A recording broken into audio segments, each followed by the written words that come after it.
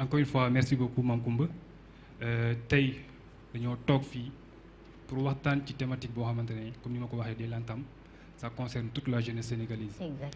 Et avant ñuy rentrer dans le vif du sujet également il est extrêmement intéressant ñu def benn analyse avant ñuy dugg ci biir sujet bi. ñun ñëpp on est des Africains.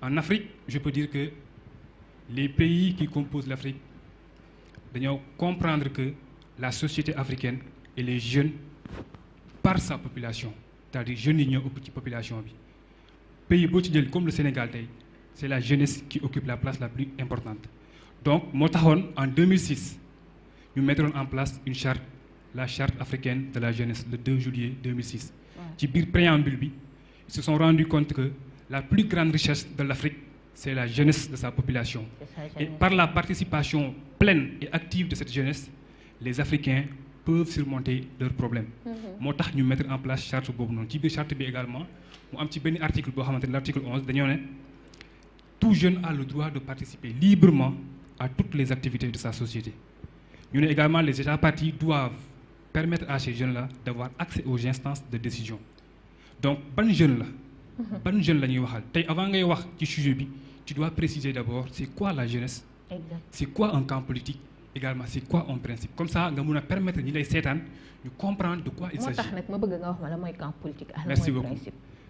Camp politique si vous me permettez dama bëggoon commencer d'abord par la jeunesse parce que la jeunesse am na ñoo xam ne dañoo jàpp que c'est un état d'esprit ñii jàpp ne c'est un état physique mais man dans l'un comme dans l'autre je pense que c'est une transition entre l'enfance et l'âge d'adulte marquée non seulement par le développement physique de la personne le développement psychologique de la personne mais également l'intégration sociale de la personne. Exact. boo waxee camp politique tey mun naa ne bu ñuy wax camp politique on fait pas allusion à un camp physique mais c'est plutôt un courant qui regroupe des personnes yoo xam ne ñoo bokk les mêmes idées ñooy partager les mêmes convictions ñooy bokk également li ñuy décider alors que les principes moi je me dis c'est des règles c'est des valeurs c'est des convictions fondamentales yoo xamante ne ñoom ñooy dicter les décisions prises par les personnes ñoom ñooy dicter également soit ñoom ñoo war a dicter normalement les décisions des personnes des groupes ou bien des mouvements léegi tey si on doit se poser la question de savoir si la jeunesse doit défendre un camp politique ou des principes man avec l'intime conviction que j'ai eue la jeunesse doit à tout prix défendre des principes lan moo tax jeunesse bi war a défendre des principes. Mais quel principe ay principes yu universels la war a nekk wala juste pour. Les principes qui sont nécessaires pour permettre à la société ou bien à la population de vivre dans de très bonnes conditions principes yoo xamante ne tey bu ñu ko respecté kenn du ne dañ maa jaay doole. kenn du ne dañoo jox ñi bañ maa jox. C'est-à-dire on va respecter la démocratie la liberté d'expression l'égalité des chances ainsi de suite ce sont ces principes-là donc principes yooyu noonu doomu aadama bi que tu sois jeune ou pas tu dois les défendre à tout prix parce que le camp politique am na kenn ku ko wax ci co-débatteurs yi nee nañ camp politique day évoluer mun naa disparaître alors que les principes dañoo universels man loolu laa jàpp dañoo également perpétuels dañuy continuer jusqu'à la fin des temps tey nga respecter le droit de l'autre du tey la légal suba mu illégal daa doon loo xam ne de légal jusqu'à la fin des temps donc le fait de choisir un camp politique c'est dangereux man ci li ma jàpp le fait de défendre un camp politique c'est dangereux parce qu'à un moment donné tu seras dans l'obligation de suivre la personne au lieu de suivre les principes ou bien de suivre les décisions yi nga xamante ne ñooy permettre à la population de vivre dans de très bonnes conditions tey je peux prendre l'exemple de ce qui se passe aujourd'hui au Sénégal qu'on se le dise ayons le courage également de le dire la majeure partie de la jeunesse sénégalaise dañuy topp nit mais topp ñu ay convictions topp ñu également ay principes du moment où ñoo ngi prioriser la personne ou bien la personnalité au détriment des principes ñoo ngi bàyyi suñu yoon te man je me dis booy ànd ak nit ki àndal ak moom sur la base des principes bu wàccee principe yi nga wàcc ko continuer avec les principes c'est ce qui est normal mais malheureusement au Sénégal on voit le contraire te boo xoolee les politiques comme ni ngeen ko waxee ni ngeen ko définir c'est-à-dire l'homme politique day utiliser la jeunesse pour atteindre ses fins moi j'ai souvent l'habitude de dire que la jeunesse doit refuser d'être la pirogue que les politiques utilisent pour atteindre la rive du pouvoir te malheureusement moom mooy am képp ku fi ñëw nekk politicien lan ngay def essayer amadouer la jeunesse ñu nekk sa bouclier yóbbu la au pouvoir boo yeggee des fois même nga fàtte leen commencé am yeneen posture yoo xamante ne di nga nekk merci beaucoup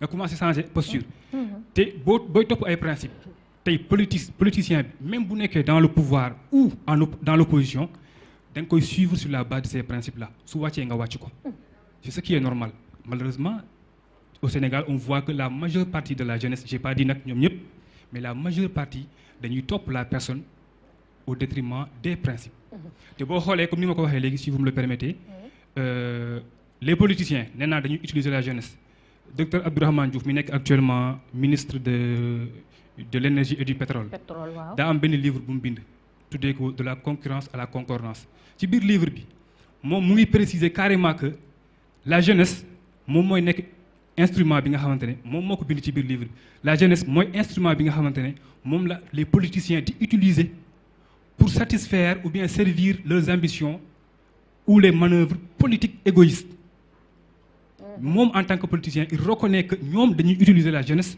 pour atteindre leurs objectifs alors que la jeunesse qui devrait être consciente de cela waroon taxaw ne man kenn du ma utiliser mais dinaa veiller à ce que lépp loo xamante ne population bi moom moo ko moom ñun ñëpp ñu jot ci jeunesse boobu noonu malgré tout mu ngi topp ci ay ginnaaw nit bàyyi des principes fàtte li nga xam ne moom mooy essentiel et malheureusement c'est ce qui se passe au Sénégal. Alors oui c'est ce qui se passe actuellement bon à ce qu'on voit c'est ce qui se passe au Sénégal mais peut-être c'est pas réellement le cas on verra bien alors Mohamed tout à l'heure tu as pris le micro pour joxe sa contribution par rapport à l'intervention de Sidiki de SMS très bien vas-y. dafa am lu wax lu am solo. waaw mais dama see bëggoon ñëwaat mooy entre Sonko ak Diomaye. ndax principe la wala camp politique loolu laa si bëgg a débat léegi nii. waaw man loolu daf may neex sax wax naa leen ko daf may neex. avant boobu am na lu ma bëgg a wax mooy tamit sama position bi mooy selon moi la jeunesse ne doit pas être aveuglée au service d'un camp politique comme lu mu doon wax léegi nii la jeunesse doit d'abord défendre des principes doit d'abord défendre ses valeurs. doit d'abord défendre sa dignité, sa personnalité et mieux encore l'intérêt général parce que loolu moo ëpp solo un camp politique peut changer de leader un camp politique peut changer lui-même alors que nos principes nos valeurs eux doivent rester avec nous mais quand même je dois préciser quelque chose mooy lan être contre la politique ce serait une erreur parce que la politique grâce à elle on organise l'État. Grâce à la politique, on organise l'éducation, la justice, l'emploi, la santé. Donc être contre la politique, c'est une erreur. Mais quand je disais tout à l'heure que je suis contre la façon dont les hommes font la politique, ce n'est pas la politique elle-même qui est un problème. Ce n'est pas la politique elle-même qui pose problème. Mais au contraire, le problème c'est lorsque certains jeunes décident d'abandonner leurs valeurs, leurs principes, leur dignité pour ce qu'il a dit tout à l'heure, pour défendre des personnes au lieu de défendre des idées. Alors aujourd'hui tey mën naa ne 2029 ñu bëri choisir na seen président dès le départ alors que ne AGE su ñu ko jàngee y a certaines choses yoo xam ne ñu koy jàngal mooy certains indicateurs de développement te malheureusement dañ koy bàyyi dañ koy fàtte mooy comme les IDH comme les PNB comme les PIB yoo xam ne dañu koy jàngal te malheureusement duñ koy utiliser selon moi un jeune conscient avant même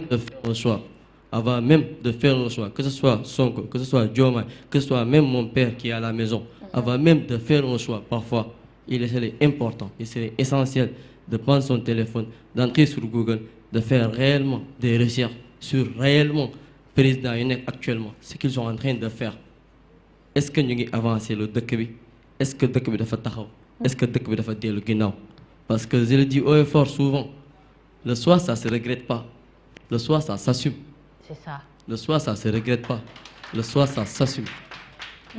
Alors, si on regarde IDH, indice de développement humain, mesurable entre 0 et 1, ça permet de comprendre l'espérance de vie, éducation de tamit, mais tamit le niveau de vie, comme tamit indicateur de développement, PIB, PNB, ak taux de chômage. Taux de chômage sont des taux qui permettent de comprendre réellement si la population travaille ou pas. Léegi dama jël ñetti président yu mujj mooy président Abdoulaye Wade yal na yàlla yokkaat fan yi yal na yàlla gën a dëgëral ci jàmbaar la woon tamit maa ngi jël tamit président Macky Sall ak Bassirou Diomaye pour wane ne juste jeune la ñu war a analyser avant ñuy jël réellement benn dirigeant di ko teg ci kaw parce que c'est important d'abord. alors suñu xoolee Abdoulaye Wade bu muy ñëw mu ngi jël 2000 ba 2012 Abdoulaye Wade bu muy ñëw fii mu ngi fekk environ 6 milliards de dollars la fekk fii bu muy dem mu ngi liggéey ci 17 milliards de dollars autrement dit def na benn revenu bu tolloog 11 milliards de dollars. oui. suñu xoolee Macky Sall avant muy dem 2012 ba 2024 mu ngi fekkee dëkk bi 11 milliards 17 milliards plutôt de dollars environ parce que je pèse bien mes mots. te bu muy dem mu ngi bàyyi fii lu tolloog 32,8 milliards de dollars jàmbaar la woon tamit mais ñu ko encadré woon ñoo yàq liggéeyam. ñoo ko yàq. kooku tamit mu ngi defar bénéfice su 15,8 milliards de dollars mais Bassirou Diomaye bu mu ñëwee ba tey 2024 2025. de 32,8 milliards la jëm ba 37,1 autrement dit 4,3 la liggéeyagum bien vrai certes.